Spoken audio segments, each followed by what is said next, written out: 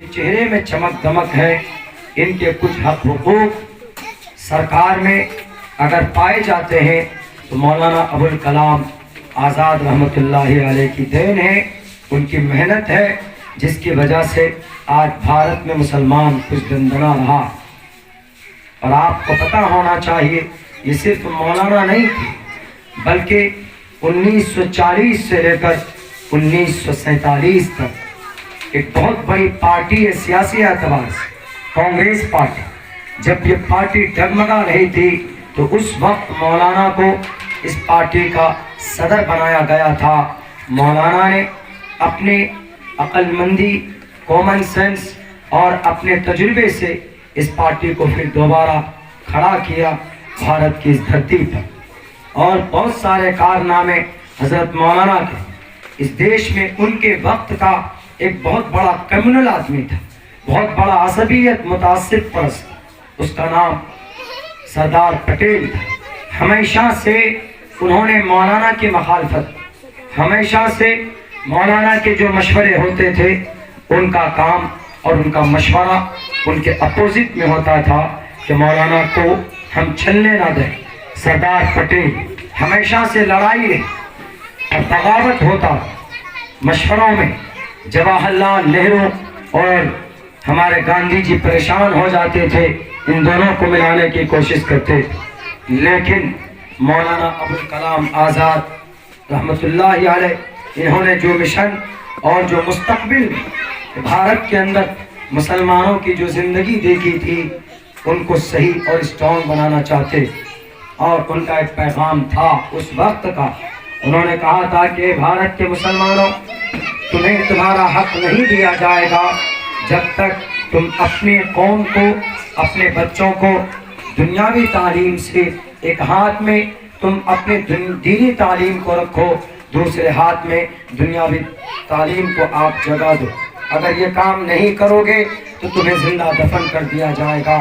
اور آج آپ دیکھ لیجئے سچر کمیٹی کی رپورٹ ہے کہ بھارت کے اندر مسلمانوں کی کمزوری کی سب سے بڑی وجہ دنیاوی اعتبار سے یہ ہے کہ انہوں نے دنیاوی تعلیم اپنے بچوں کو نہیں دیا۔ بہت بڑی تعداد میں ہم مدرسوں میں بھیجتے ہیں، وہ ہمارے مول مقصد ہے، لیکن ان کے ساتھ ساتھ ہمیں اپنے بچوں کو وکالت کی فیلڈ میں بھی ہونا چاہیے، جوڈیشری کے فیلڈ میں ہونا چاہیے، ڈاکٹریٹ کے فیلڈ میں ہونا چاہیے، سول سروسز میں ہونا چاہیے۔ آج ہمارے بچے ان فیلڈ میں نظر نہیں آتے۔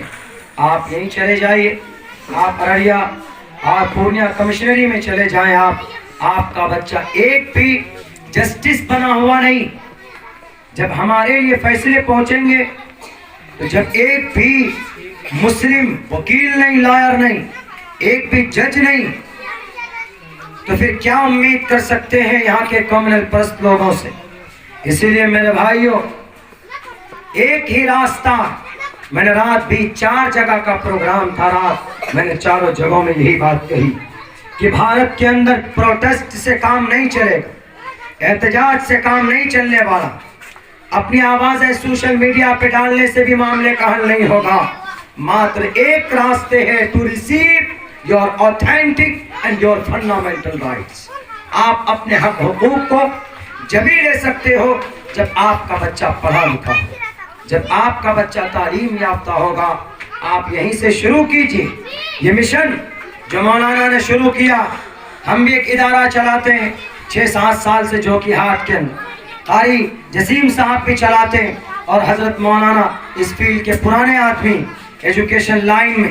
اگر آپ پڑھے لکھے ہوں گے تو آپ کے اندر بیداری خود سے آئے گی کہ ہمیں کرنا کیا ہے، اپنے سماج میں ہم برائیوں کو کیسے ختم کر سکتے ہیں۔ ورنہ آپ لوگوں کو دیکھے دکھائے ان کے پیچھے چلے جائیں گے، جو وہ کر رہا ہے وہی آپ کرنے پہ لگ جائیں گے، اور زیادہ غلط بن سکتے ہیں آپ۔ نہیں، ہمیں جو برائی ہے اس کو ختم کرنا، اور بلکہ ایجوکیشن کا تو بنیادی مقصد بتایا گیا۔ The primary aim of education is to prepare and to qualify the new generation۔ آپ تیار کر سکتے ہیں تعلیم کے ذریعے سے اپنے بچوں کو for participation in the development culture in society, in our India, in cities, in rural areas, in villages۔ ہم اپنے گاؤں کو، سماج کو، ہم اپنے معاشرے کو طاقت دے سکتے ہیں جب ہمارا بچہ پڑھا لکھا ہو۔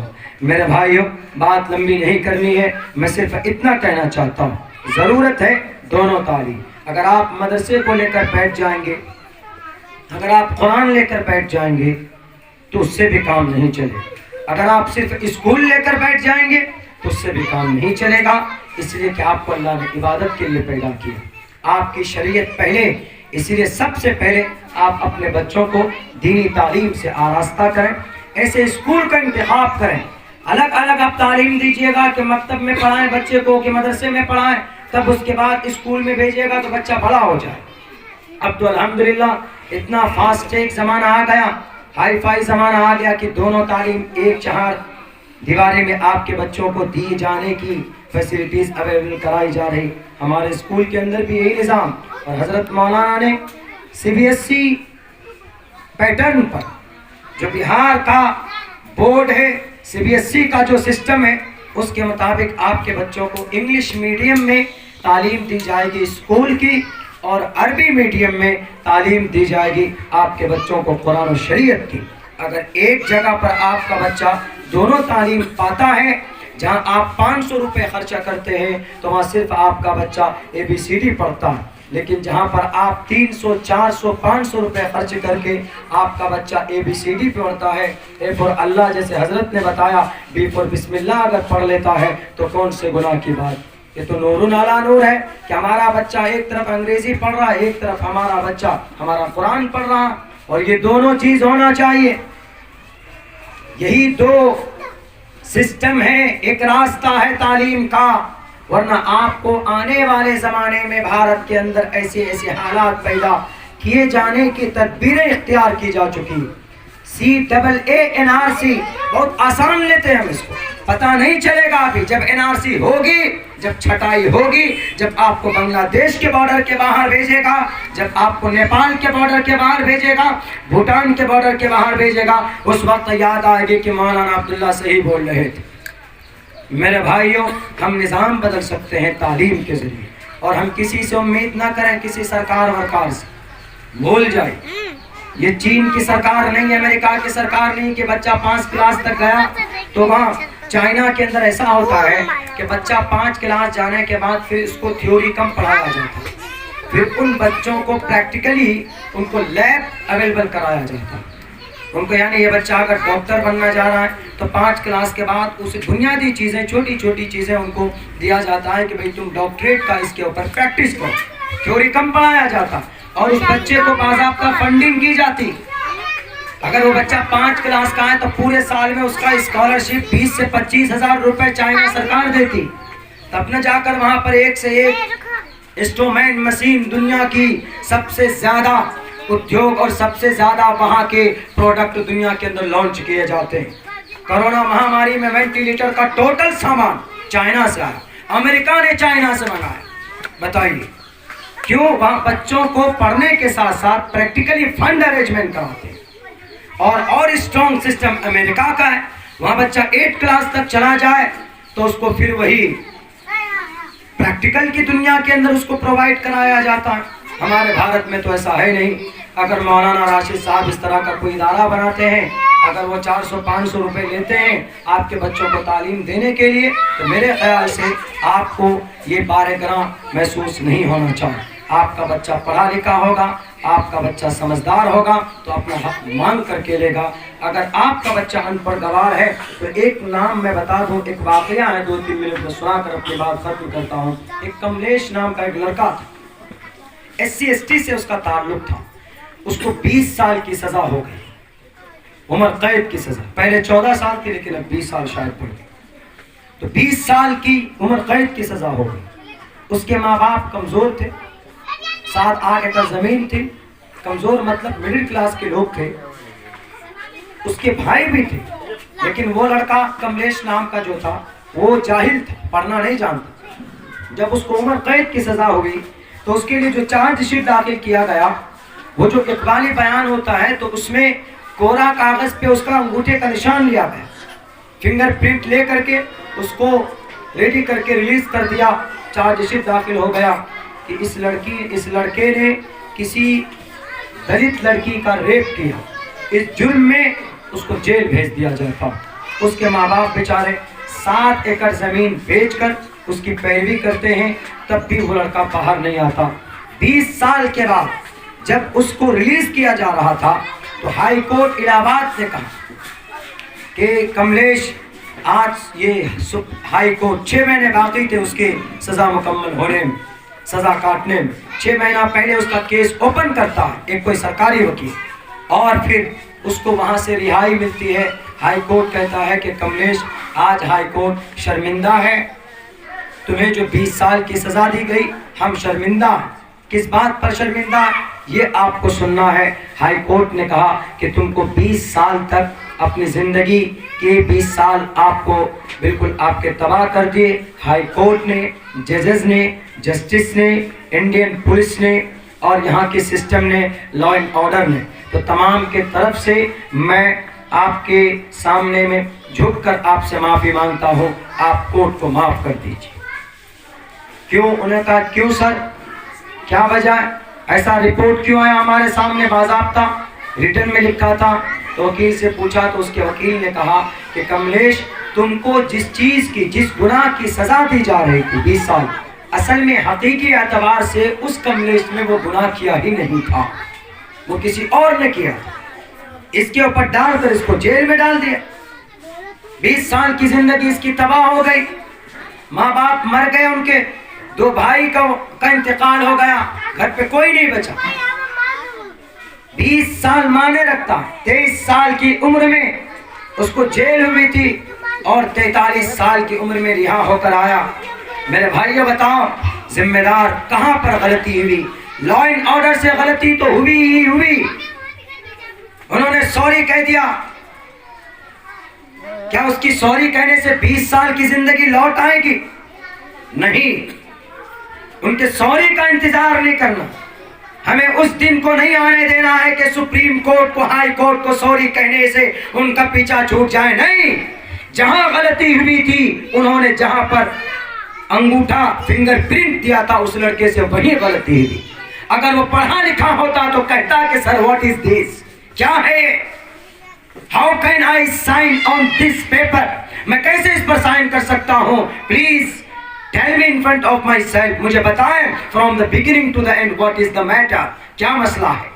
اگر وہ پڑھا لکھا ہوتا تو سوال کرتا، اگر سوال کرتا تو پتہ چلتا کہ اس کے خلاف قانون، اس کے خلاف ایک षड्यंत्र رچا گیا، لیکن جہالت کی وجہ سے بیچارہ 20 سال کی زندگی اس کی تباہ ہو گئی۔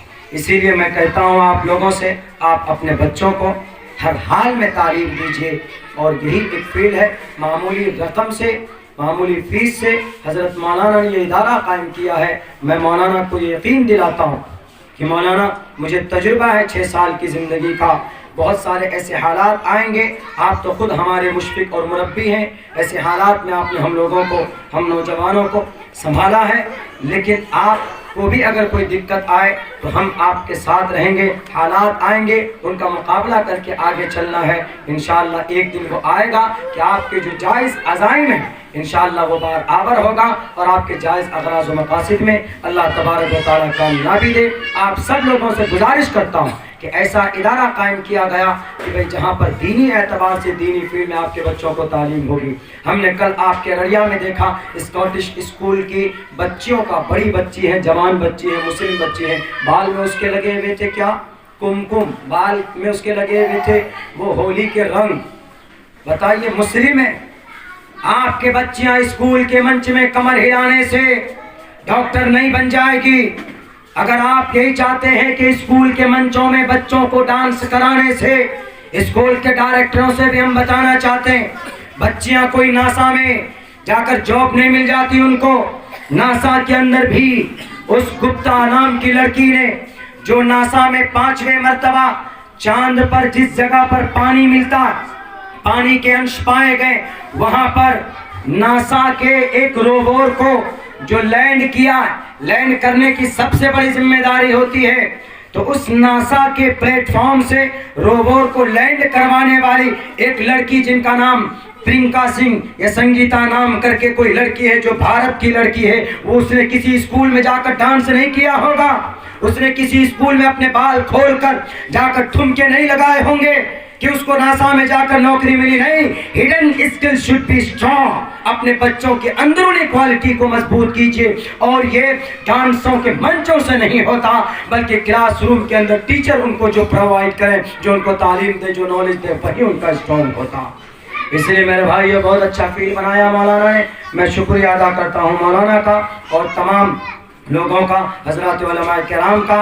उलमा मैदान में है, इंशाअल्लाह इस तरह का स्कूल अब आएगा, वजूद में आएगा, लोगों का मिजाज बदलेगा। पहले ऐसा स्कूल नहीं था तो लोग मजबूर हो जाते थे इस तरह स्कूलों में अपने बच्चों को देने के लिए। इंशाअल्लाह देखिए अगले 5 साल के अंदर इस तरह का नुमाया स्कूल आपके अररिया ज़िला के अंदर पैदा होने वाला है, इंशाअल्लाह बड़े अच्छे अंदाज में होगा। बहुत बहुत शुक्रिया, जज़ाकल्लाह। अस्सलामु अलैकुम रहमतुल्लाहि व बरकातहू। दुआ करें, आप कराइए हजरत।